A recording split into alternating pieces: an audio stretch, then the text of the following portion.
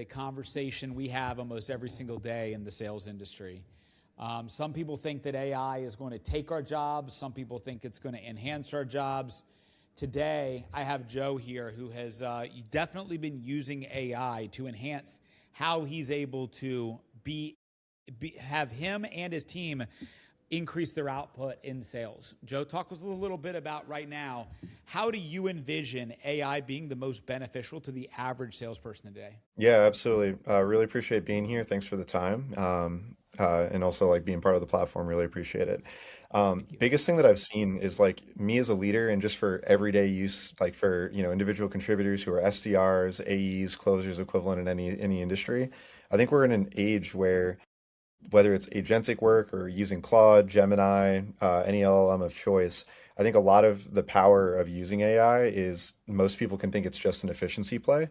But I think if you can use it to aggregate research, other things that are really critical to making sure that you have the trifecta that guarantees you're going to get a booked meeting, which is right person, right message at the right time, it allows you to make decisions more quickly.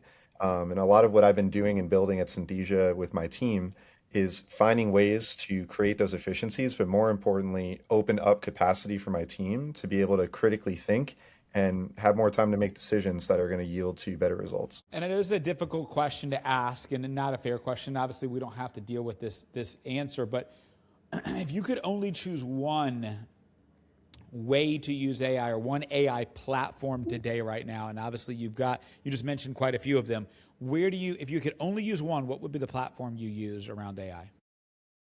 Yeah, if it was one platform and that's it, hands down, Claude. Been blown away.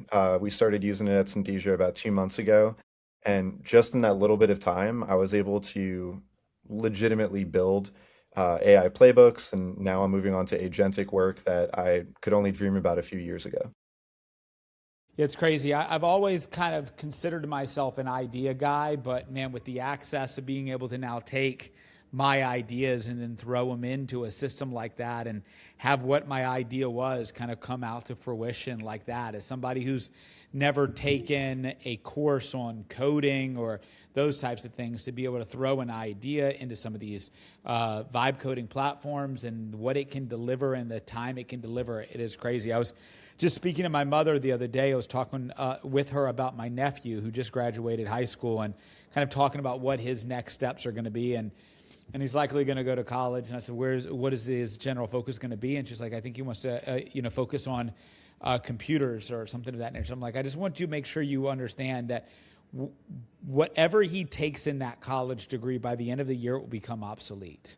Like within that time frame, whatever they teach him in university, college, will be obsolete by the time he ends that year, just based off the advancements of that. What do you think about that, Joe? I think what we are moving towards is very much that way, depending on like the science or the major that they're going after. You're right. Like a lot of what AI can accomplish now at scale does start to build some redundancies. Like I have some friends and family that, work at Microsoft as devs as well. And it's kind of crazy. Like I won't mention any names on them or anything, but it's pretty wild to hear even from them that they're also using these tools. They're not necessarily actually in the code anymore. They're using it exactly how you're saying. They're using the tool to help expand and do more at scale. But because of that, they're getting more acquainted with how to coach and work with AI to do the things that they were doing historically for most of their career.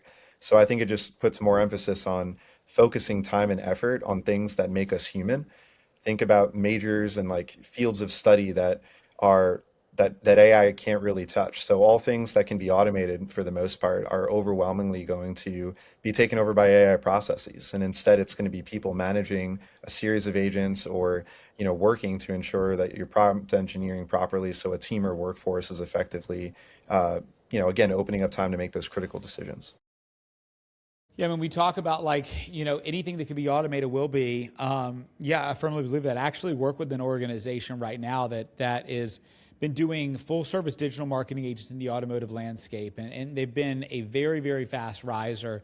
And I'm helping them build out their sales organization. And just when I started with them back in March, they were selling a full service added service. And since then, over the past 60 days, they made a decision to essentially completely shift the focus of their business away from the execution of marketing and ad strategy for clients and focus on the data resources that will allow the clients, when they want to do the ad strategy execution themselves, that they have the data to be able to execute correctly. And the thought behind that of the founder of the organization is that by the end of the year, and at least within the next 24 months, the average car dealer will not need to depend on a third party or outside company to be able to manage the overall ad spend. It's about having the data, the views, the audiences, and that's information provided to them through AI and automations.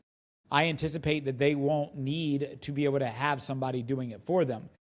I have also another kind of really strong opinion on this, which I believe probably the most important title an organization will hire in the next 24 months will be a chief technology officer or a chief AI officer, or it will be somebody of that nature who will understand how to solve problems using technology. And I think AI and some of these Claude-based platforms or whatever will be developed off of that will be the center around that, as in one person who knows how to be the marketing person, the contract person, the this, the that, the this. I mean, everything will be handled, or a lot of the business will be handled oversight by one single person who understands AI. What are your thoughts on that? I think it's already working a lot more quickly than you might even imagine. Like I know in our space, like you go into virtually any industry across the Fortune 100 who we're largely selling into, and over the last couple of years, we've actually seen the creation of a title, AI digital transformation. These could be leads, directors, people that lead up into the CTO as well, or chief information officer as well. And these titles exist for that exact thing. They're like a central unit that helps work across every business function to try to understand how can we effectively do said things. And it's funny that you mentioned too, like the AI focus, because more and more too, if you go on any job description for any of these titles or even like SDR work now, if you, depending on the company and like how they've set up and structured their tech stack, if they're a modern GTM, go to market motion essentially for those listening. I wasn't sorry for the acronym there, but when you're looking at it, like these people, even at the SDR level, are looking for, in some cases, for prior or prior AI experience, even at the associate level. And same thing for leadership as well. So I think we're starting to move into a boom where there's that expectation now of you should know how to work with AI. You should have some understanding of like how to prompt engineer and be efficient. I think everyone is moving into that model where resources are moving to enable more AI stuff, set everything up on the back end properly with your data warehouses and how that's structured. But that does involve a workforce that's a little slimmer that can do more at scale. And if you're not able to keep up with that, I think that's a model that we're going to see kind of really build an even bigger bridge between legacy industries that aren't adopting and then the forward thinkers that are getting ahead, getting into this technology early and ultimately building the skill set to be successful. Yeah, I mean, back to that same story about my nephew. I mean, speaking of that, I mean, I told her that if instead of him having a full-time college education from some college, a junior college who's going to teach him about what computers are, if he invested 2 hours a day, every single day into learning something more dynamic around how to solve problems using AI, I think he comes out 10 times more valuable to the marketplace and valuable to himself than whatever he could potentially learn in the university setting. And I hate to like discount the university settings. I think there's value in that process, but I would only imagine that whole model is completely outdated to what we've had grow in the space over the past couple of years. I think the biggest challenge, like an educator would need to be able to solve for, which is, I think this is going to be probably the biggest challenge the average, I would say, parent, leader, mentor needs to be able to solve for with our youth is how to think with AI, not think by AI. And I think that's going to be one of the biggest challenges. I think, Joe, I don't know how old you are. I'm 43. I'm glad I had the opportunity to grow up in a time before the internet was prevalent in my hands, grow up before a cell phone was prevalent in my hands, grow up before AI was available to me, so I was able to formulate and establish thought, opinion, logic without needing or depending on Google or an LLM to give me the answers to certain things. And I think that is going to be a challenge for like the next generation or the generations to come. My daughter's 5, and it's like she will inevitably interact with AI second nature to her. And my challenge is, how do we teach her how to think with AI, not use it for thinking? What are your thoughts on that? Yeah, really heavy stuff there. So like I'm 34, I got a 7 month old, so I'm not too far off from where you are. I still grew up in the 90s, everything. Like I remember my first Razor flip phone, small things like that. But you're right, like AI boon, I got to walk through a lot of that for the first time as well. But I agree with you. I think one thing that's really common and it's too easy to get used to relying on AI to do everything. And if you're using it to make decisions for you, then you're ultimately going to hit a moment where when AI suddenly, like your internet connection goes off and you need to make a decision quick, and you can't do that because you're waiting on it, it's pretty wild. And it could be for some of the simplest like personal life things that pop up, like I know when I first was using ChatGPT a few years ago and it rolled out publicly and I was like one of the first users on it, I was using it to answer some of the most remedial questions just to see if I could get the same answer I would come up with. But to your point, I think what's important to always keep in mind is that the AI should not be making those decisions for you. I think what is going to separate as AI, continues to be around, I don't think it's going anywhere. It's going to continue to be a normal technology that's adopted everywhere globally. But what it's going to do is it's going to separate people and I think this is the important part, that willingly want to critically think and those that want to just use it to get an answer. And it's going to create a huge divide. Not, forget socioeconomics, anything like that. I think it's really going to be people that want to go into roles like continue to get these white collar jobs. I think they need to really think like, do I want to be a critical thinker? Do I want to try to 10x the amount of work that I can do compared to someone without the enablement of AI? And I think those are things that you kind of have to look at. And the only way that I've seen it successfully done to be part of that like multiplier kind of concept is you're using it to aggregate a ton of information so that you can make decisions that would otherwise take an individual days or weeks, but you're doing it in minutes. And if you can adopt that, use it so that you get the information but are still critically thinking, I don't think those people have anything to worry about. I think it's to your point, whether you're going to college or not, or just engulfing all your time into using AI, could be an and or container there. It's up to them and what they want to do. But at the end of the day, if they're using it to learn and they're not using it to just get a quick answer, I think they're going to be plenty fine. Yeah, I mean, I couldn't agree more. What I look at and just say is, man, just since the first iteration of ChatGPT versus the current iteration of ChatGPT, the amount that it's grown and gotten better, I still think that, like, even if you just talk about ChatGPT, which is the most commonly known one, I think that interacting with it is still very juvenile. And if you don't know how to prompt it to ask the right questions, man, it can really lead you down a bad path. Because if you don't even have the understanding that it is built and designed for engagement, not to get you the right answer, it wants to keep you on its platform and engaging with that. And so it's got a bad habit of just like telling you you're great or telling you you're perfect or the question you ask is the best question or the solution you have. And so you really need to study how to engage with that to get the best outcomes, because that's one thing. I actually shut down my pro model of ChatGPT about a month ago in frustration, because I was just like, it's not challenging me enough. It's not giving me a diversity of opinion. It's basically just agreeing with me. And for the average individual, I think that feels good to them, that they get told, you're right, that's a great idea. But in reality, I personally like something that's going to play devil's advocate and push back. And if you don't know how to prompt the platform to do that for you, then you're going to run yourself into, I'd say, some pretty tough scenarios. Now, obviously, the general audience and the general topic of discussion we have on this is around sales. So right now, what would you say is the simplest way you're using AI to improve the outcomes on your sales team? And then maybe we can scale from the conversation from there. But right now, what's the simplest thing that you feel like every sales organization should be using AI to do today? Sorry, Matt, I lost you. Could you repeat that one more time Okay, for me? I'll ask the question again and we can edit it at the end. So right now, I know that you're using AI quite a bit to improve the outcomes with your sales team. If I had to ask you like, hey, what's the simplest thing that every sales organization should be using AI for right now? What would your general answer be like? What is this every single team should be doing using AI for this?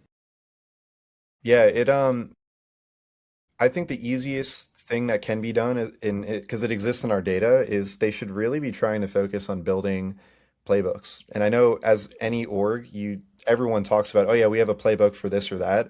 But then when you actually look into it, it's usually like a hodgepodge of tons of different documents that are set up. It's not really even like fun to digest because you're running around trying to organize everything.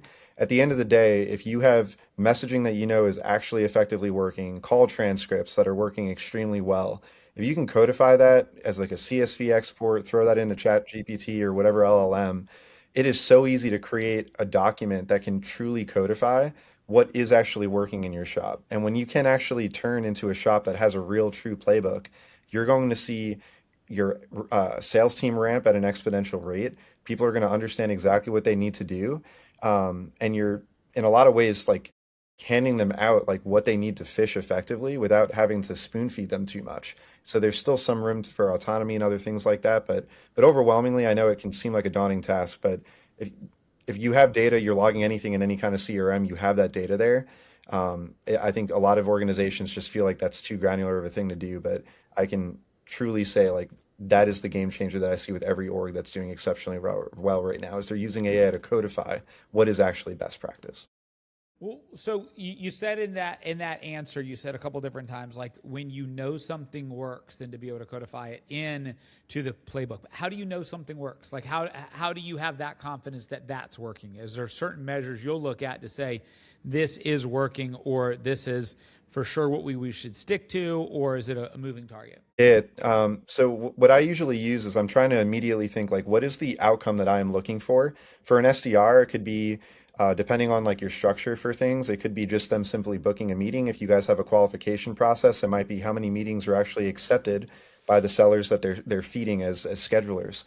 But whatever your outcome is, if you can look at all of the messaging that's being sent and attribute that and weed out all the noise and only look at what messaging is working that is actually getting booked meetings, then you're on to something. And then from there, take it as you can leave it there, and then you have like an agnostic like look at what typically works, but you can dissect it further. I know at Synthesia, when I created the playbooks that I have for my team, I started there just in February, and within my first month, I was able to lift performance by over 1% from outreach to meeting booked. And I know that doesn't seem like a lot, but at scale, that was the difference between a team that was performing at 100% and now they're performing at routinely 130% month over month. I'm about to crush a quarter when, in a market that's not necessarily, having everyone yield the same results there. But a lot of it comes down to that attribution. And the next layer that you can go into, which is what I did, was I went, cool, I have what looks good across everything, but now let me look across industries. Now let me look across different personas that might be within your ICP. And when you start looking at that kind of granular level, you may not have the data on the back end to back it up, but if you look at what is available, maybe you have firmographic information about what industries you're operating in, if there's multiple, maybe you're selling to a couple different seniority levels within an account, typically, or maybe it's like specific people, like I'm just making things up, and maybe like you're selling to HR and there's the CHRO, maybe you have a couple directors, maybe there's also an IT component there. But if you look at messaging fully going to them and can index there, imagine what happens when you get a new rep and you can show them, hey, this is what works right out of the gate. Use these talk tracks, do this for these people. Now you have people critically thinking, and the only thing that they're critically thinking about is who do I target? And that's a beautiful thing because now you have right message to the right person, and it's their decision to figure out when that's being sent or why they're reaching out. And that relevancy piece is one of the hardest things to figure out in sales. It's why we follow law of low averages. That's also the difference though, like what I'm mentioning here. If we can solve in some way to have them critically think on that one thing, that is the difference between someone who's doing massive amounts of volume at scale, spray and praying, or someone that's really going in more like a sniper and going in for quality or finding a mix of both. Yeah, it's interesting because, I have very much refined my organization and actually refined my company drastically over the past 4 months around AI. I essentially took my over 15 years of sales leadership and building and developing people and teams, and I basically essentially downloaded my whole sales philosophy, coaching philosophy, the way I would break down a call, and installed my coaching rubric into a platform. And so now when I'm working with individual clients, I'm able to have their calls automatically get brought into my platform, which will instantly grade, analyze, and provide direct, immediate coaching through the lens of my grading rubric and coaching rubric, that it gives them essentially access to me without having to pay my premium on the hourly rate. We've been able to install that into over a dozen businesses currently, and we've even had a lot of success in being able to then take that technology, white label it, and offer it to other organizations who don't know how to build a platform like that, or even how to establish and build out their own sales frameworks. When you talk about building out a playbook, first step is building that playbook, understanding what works, and then being able to track and have access to that. And so for me, I mean, there was a point last year where I had over 125 employees working for a variety of different companies in an outsourcing SDR, virtual assistant, BDC capacity. And the biggest challenge that I had is, as the leader of the organization, the person who took care of the majority of the training and development of the employees, was how do I listen to those volume of calls and be able to develop at that scale. So obviously I would teach and develop some junior versions of me to be able to listen to calls, but at the end of the day, they weren't me. And even though I had a full QA team providing me reports and stuff, by the time I could actually use those reports in a one-on-one coaching setting, those calls and those mistakes had been compounding on each other. Now I have a platform that instantly, automatically digests those calls, instantly and automatically grades and analyzes, provides feedback. And then when I do have that 30 minutes to be able to spend with that individual, I have a complete database history of all of the trends of what's working, what's not, their weaknesses within the categories that I grade on, and their weaknesses inside of the subcategories inside of the categories. And so now it gives me the analyzed data to be able to be significantly more effective with what I think I do best, which is developing people. I'm not having to waste hours at a time listening to calls, taking notes, coming back to them a couple days later, if not weeks later, with the feedback on an individual call. It's direct, immediate feedback, and it's one-to-one to me. Have you guys done anything like that yet at your organization, Joe? Yeah, no, first off, amazing work with what you put together. And I think the biggest takeaway that I have from what you just outlined, and it might be good for anyone like listening in on this too, to just keep in mind is you didn't just build something out of the box. It took time and iterations and learning. And I think that's really important as you're building an org and you're building the back end data and more importantly, the tools to help you coach effectively at scale, is you need to confidently make a decision on where you're trying to go. And you need to keep getting that feedback, especially as you're growing your client base. You're also growing your own personal headcount as well. So major kudos to like everything you put together. And I think what's really awesome to hear is the outcome you had is you created a legitimate process that has flexibility to deal with a million different clients and some of the fluidity that some of their situations might have and the nuances there. That's not easy to do, but it came from a lot of lessons learned. And I think that's really important to kind of go is you'll have a start build, but I promise you the end thing that you'll have at the like after all the lessons learned will be fundamentally different. So good stuff Yeah, there. it's drastically changed already for sure. This, to your point, it took me a couple of months for me to develop the platform to be able to be available to go to market.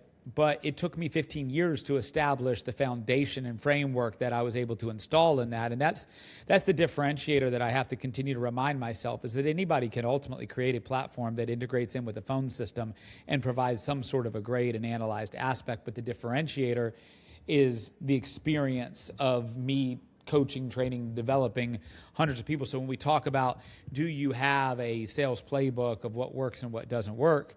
Yeah, I've established that over 15 years, over 10 plus different industries, over working with dozens of founders in a variety of different industries, been able to figure out what works, what doesn't work, and establish an overall, system to be able to follow. Now, with the current team that you oversee, what's the structure of that team look like? And I ask this question because every industry is slightly different. I've heard people describe what an SDR is in 100 different directions. I have 50 different directions. And they might describe another role in a different way.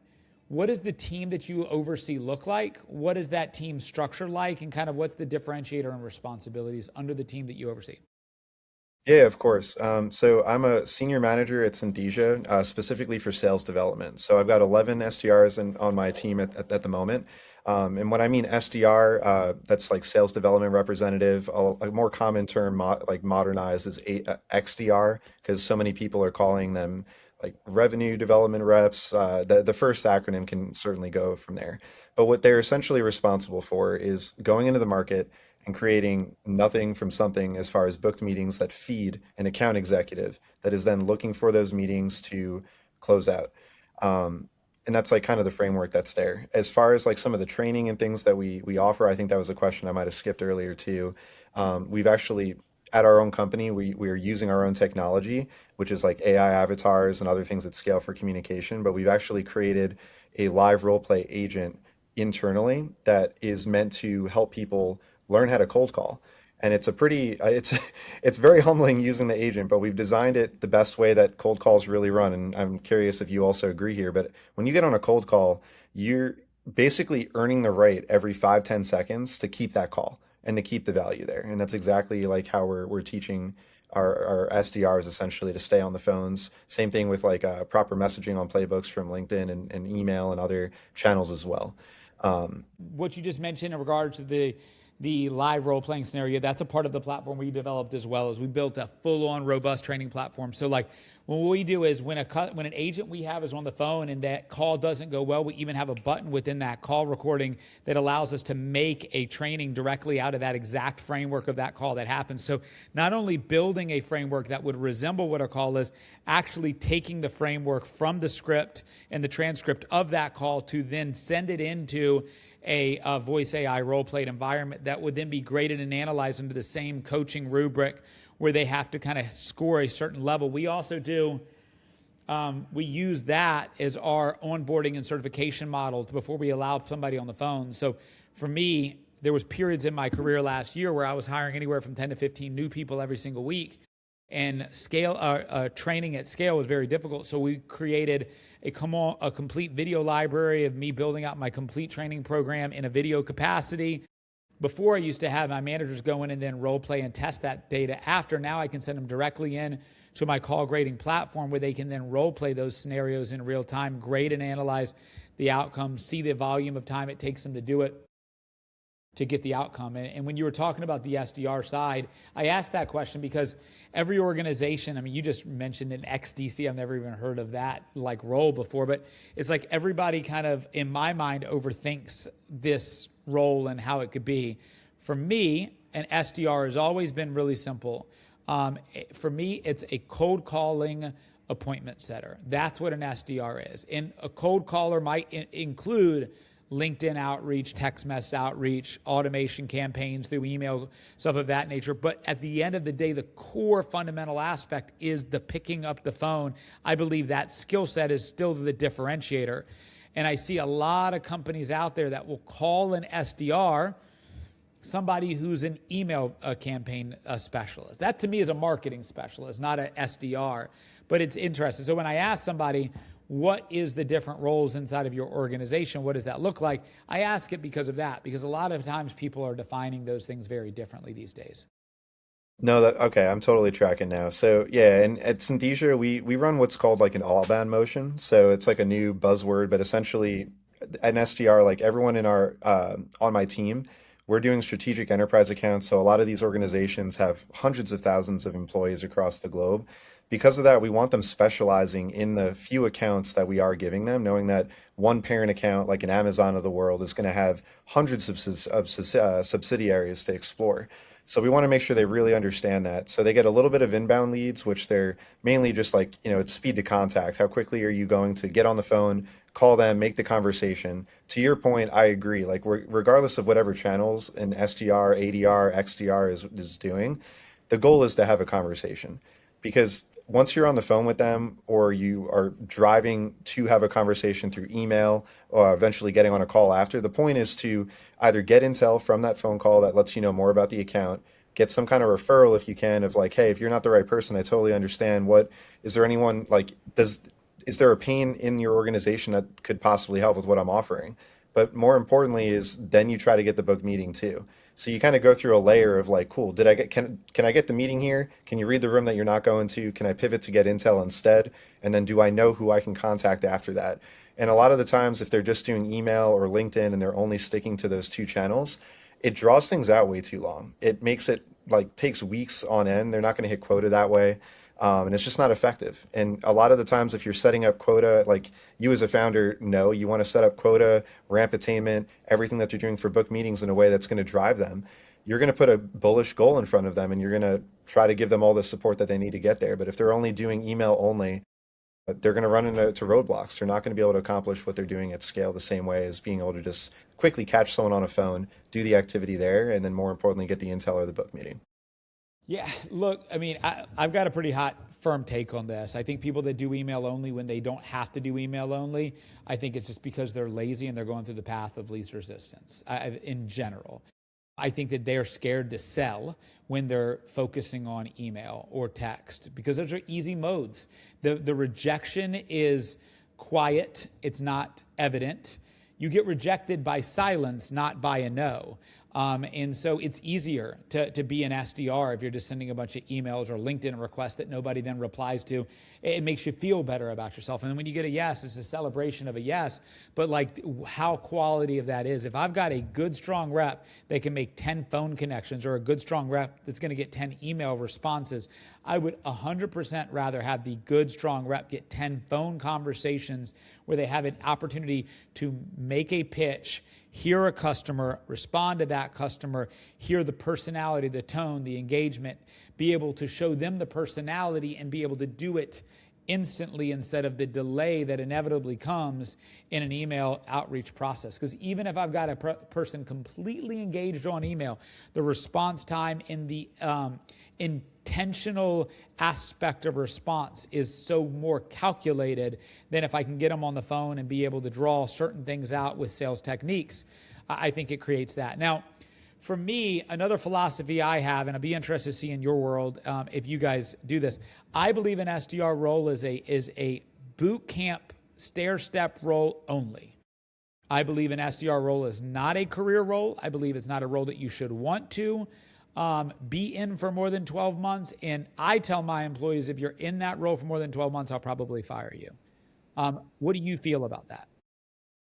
Yeah, in my career, candidly, I don't think I've had anyone that has been an SDR for more than, at most 18 months. Sometimes there's needs of the company that slow things down Yeah. for sure. Yeah. So I have to agree with you in that regard.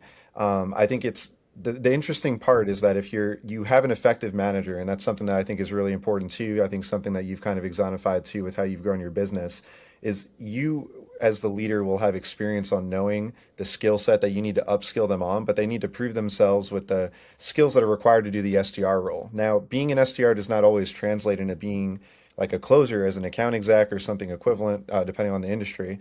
But I think if you can get the fundamentals of knowing how to prospect or PG, is another way of like saying that too. But if you know how to run those skills, everything on the closing end is something that can still be learned. It gives you the drive to know how you need to do to get there. So I'd say we're pretty tight in alignment. As far as like what things look like though, I know for me personally is when usually an SDR gets to like the 8 month mark, nearing the 1 year mark, we do at Synthesia have a couple of like things that we call our Next Play Academy that legitimately enroll them as long as they've hit promotion criteria. They've more importantly hit a threshold for the number of outbound meetings that they've scheduled on their own. We omit the inbound because yes, they're showing they might be great at speed to contact, but we want to know that they're hungry and they're hunters so that when they are in that account exec role, they can really step up and do what they need to.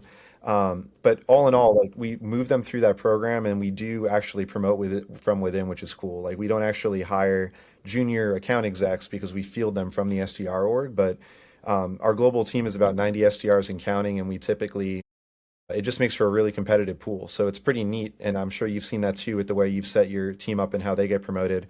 Like every pool is going to be different. You're sometimes competing with number one people in different regions, but at the end of the day, it's the top people that are going to get moved up. So you kind of need to always know, like, there's no complacency in the SDR role. I always kind of tout to anyone joining that it's going to be the most growth that you see early on in your career, and it sets up the foundation for so many other things when you get into an account exec role, especially when sales cycles start to get much longer and compound, they get more complex, you're building your buyer committees.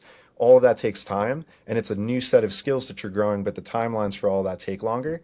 You're never going to learn more aggressively on how to just get immersed in what commercial is, uh, other than being an SDR. Yeah, and I think you and I talked about this before we hit start on the record. I mean, for me, if you want to work in my organization, I don't care if you've been doing sales for 20 years. First off, if you've been doing sales for 20 years, you're probably not going to want to work for me, and I probably wouldn't hire you anyway, because I have a fundamental belief that typically when I hire people with experience, I have to spend more time untraining bad habits than I can instill within the right individual up front. So I tend to try to hire people with limited to no experience, but have the right attributes, the right traits, and the right type of things. I think it's all about recruiting when it comes to that. I think that I make it very clear. I get to know before I ever hire somebody exactly what their why is. And Joe, maybe you'd be surprised, maybe you wouldn't, but I mean, I'd say the average young individual right now, when I'm interviewing them and I ask them what their why is, they have no clue how to answer that question.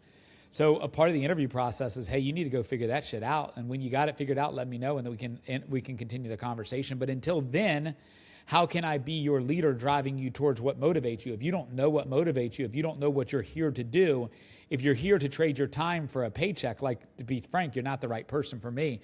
If you're here to scale your career and to work with somebody who's going to push you to be the best version of you can be, okay, now we're talking, let's talk a little bit more. But for me, I set that very clear standard. I think standard number one is you have to be able to go in and have certain performance measures and consistency around those performance measures, right? So for me, it's how many, if you're a BDR, how many months consecutively did you get to 10 shows or 15 or 20, whatever that metric is for that client, right? Or for that industry. When I do that, then I say, okay, now just because you hit a threshold in comparison to the market, now how do you stand compared to everybody else who's doing your role in my business? Because you could be hitting a threshold, but still be fifth out of that. You are fifth place to me. You need to be number one to be thinking you're ready and eligible to get promoted. Number two, you need to make people around you better. And if you can't make people around you better, how can I elevate you into a position of more power? And an account executive role, a coach, those type of things, you need to be able to make people around you better. You need to be able to do that. And so for me, it's engagement. It's about making people around you better, understanding the process. All of those things go into that process. But for me, I set that standard framework day one of them starting, which is, this is what I'm having you do. This is who I want you to be. I understand what your why is. This is the type of leader I'm going to be towards you, because we agree we're trying to get you there. I'm not going to be the manager that you like all the time. I'm going to be the manager that you respect. I'm not going to tell you what you want to hear. I'm going to tell you what you need to hear, because my goal is to get you to there. And sometimes you're going to hate me. Sometimes you'll love me. But when you get there, I promise you'll understand why we went through what we went through. For me, that's the way I like to build my teams and set up. Now, I have an advantage and I can set the stage and the framework of my scale, because I don't have to answer to anybody else on who I promote, when are we scaling. For me, why it makes a lot of sense to grow from the SDR role is when I have a person who can then be the SDR, who can go set their own table with deals, and they can then make other people's around them. They can bring in junior SDRs to work underneath them that can then set their table. My next phase of elevation in regards to that is not directly to account executive. It's a junior account executive who I teach how to do sales discovery only. Do you guys at your organization have like 2 tiers of levels, or do you guys have like a variety of different levels? For me, I have SDR, junior AE, and then it's leader. What do you guys do in regards to the structure and the framework of that? Yeah, definitely. So starting role, definitely SDR. Typically people will sit there for 6 to sometimes 8 months, absolute latest like 12 months. But at that point, you're kind of thinking like something might be a little wrong with the way things are being structured, or like how you are doing performatively. But they get promoted to senior SDR at that point. Once they're there, like I said, there was that next play academy that we do to help them move into that junior AE role. And then interestingly enough, that we have a couple layers in that junior AE section where they'll work what we call emerging markets, which are very similar to like your audience here. Like we're talking like small shops that are still founder led, early startups of that nature, just because there is a lot that Synthesia can help with in that segment. From there, in that market, they can sit there for 1 to 2 years, depending on just like how they're performing. But after that, they can move up into mid-market, then eventually fill out enterprise segments, and then from there, strategic enterprise segments, which are some of the SDR. That's like the teams that I manage that really break into the Fortune 100. Makes sense. All right. So if we look through the rest of the year, what's the number one thing you're working on right now, Joe, that you think is going to make the biggest difference by the end of the year? Definitely. Hands down, we're in a phase with AI where I feel like we've done a great job experimenting, building things at scale. But when that happens and you kind of open up the floodgates for that, you start noticing that there's duplicity. There's the same things being built in certain pockets because people are siloed. I think what's really going to move the dial is we move into a phase of standardization. Now that we have a lot of knowing what's working that's being built, trying to put those things together, maybe share some of the things from the similarities that are being built at the same time. But as we standardize what is actually functioning and build that, and then everyone is unanimously beginning to adopt those same things, I think we are going to start seeing massive improvement. Because candidly, what started to happen in my org, or has been happening since we launched Claude 2 months ago, and even before that, the infrastructure we were setting up, is I feel like we've seen a lot of efficiency gain. I know on my team, I've seen a boon of performance, which has been fantastic. But even with what we're doing, I feel like we're hitting a plateau right now as a team where I'm now looking for that standardization phase to figure out like, cool, we're doing things more efficiently. How can we now translate that into opening up more time that's going to ideally lead to more booked meetings? Maybe that's more activity. I'm not someone that typically coaches to always like just do more activity, it'll solve everything. So I'm not in any way trying to hint at that. You have to definitely make sure you're hitting quality, targeting appropriately as you need to. But I'd say right now, like that's the biggest thing for me is I'm betting big that standardization of everything that we have been building, consolidating that into like core workflows that we know unanimously work everywhere. That is going to be the thing that actually helps us move the dial so that it's not just an efficiency play and we're not plateauing. We're actually seeing the momentum and opening up more time to do more at scale. Makes total sense, man. I mean, I think that the future is incredibly exciting. I think that these next 5 years are going to be one of the biggest differentiating times for anybody in business. And I think that if you don't adapt now, you'll be left in the dust in very quick order.